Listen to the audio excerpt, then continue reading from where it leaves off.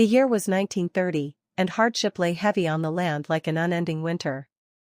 In a small provincial town where hunger, fear, and whispers traveled faster than kindness, Paulina lived a quiet life shaped by loss and duty. She was a young widow, her husband taken years earlier by illness, leaving her alone with a fragile daughter named Anya. Every morning before dawn, Paulina rose from her narrow bed, wrapped herself in a worn shawl, and faced the world with steady resolve. She worked wherever she could, sewing, cleaning, mending, anything that would bring bread to the table. Life had not been gentle with her, yet she carried within her an unshaken belief that goodness, though wounded, still mattered. One cold evening, as dusk pressed against the windows, a knock sounded at her door.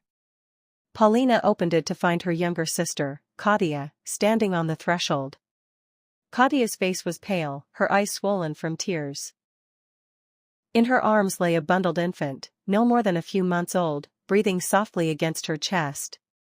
"Paulina," Katia whispered, her voice trembling. "I have nowhere else to go." Without hesitation, Paulina stepped aside and welcomed her sister inside. Katia told her a heartbreaking story, of abandonment, of a man who had promised marriage and vanished, of hunger and fear, of sleepless nights with a crying child. Paulina listened silently, her heart tightening with pity. She did not question the details, nor did she ask for proof. Blood was blood, and suffering was suffering. "You will stay here," Paulina said firmly. "As long as you need." That night, Paulina shared her last piece of bread with her sister and warmed milk for the baby over a weak flame. She made space in her small home, gave Katia her own blanket, and held the infant gently, rocking him as though he were her own. What Paulina did not see was the calculation behind Katia's lowered gaze. Katia had always lived in her sister's shadow. Even as children, Paulina had been admired for her quiet strength, her honesty, her steady character. Katia, sharper and more restless, had learned early that tears and appearances could open doors that effort could not.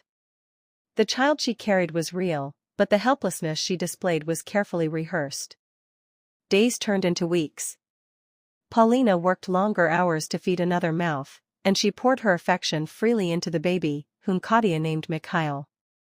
Paulina bathed him, sang to him, and stitched tiny clothes from old fabric.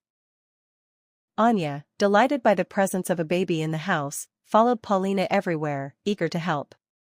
Katia watched it all with growing bitterness. She saw how neighbors praised Paulina for her generosity. She noticed how officials treated Paulina with reluctant respect. And she began to resent the ease with which her sister earned trust, something Katia had always craved but never held for long. Slowly, subtly, Katia began to weave her web. She spoke in half-truths and careful pauses. To one neighbor, she hinted that Paulina spoke recklessly about authorities.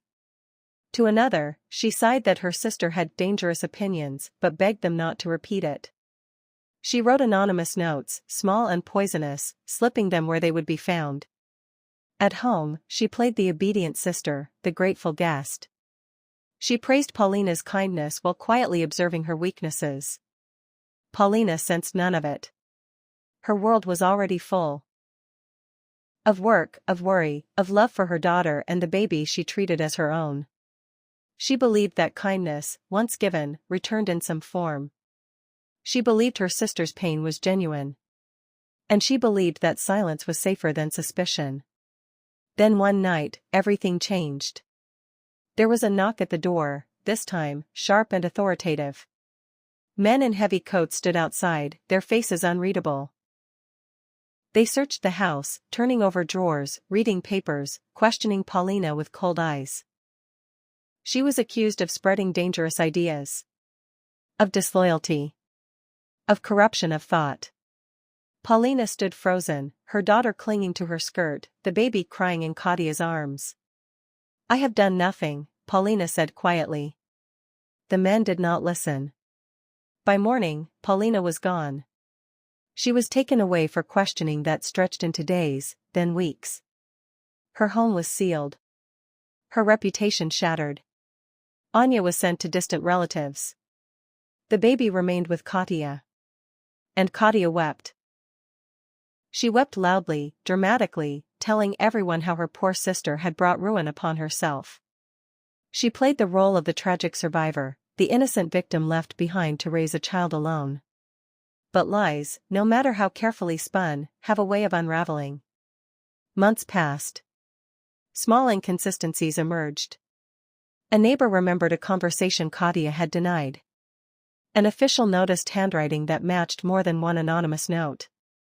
A careless word spoken at the wrong time began to echo. Eventually, the truth surfaced. Katia was summoned. She protested, cried, begged, but this time, her performance failed her. The evidence was too clear. The betrayal undeniable. When Paulina was finally released, she returned not as the same woman, but as one carved by suffering. Her eyes were deeper, her movements slower. Yet even then, when she learned who had destroyed her life, she did not scream. She only closed her eyes. Katia was punished, not only by the authorities, but by the weight of her own actions. She lost the child she had once used as a shield. She lost the trust she had stolen.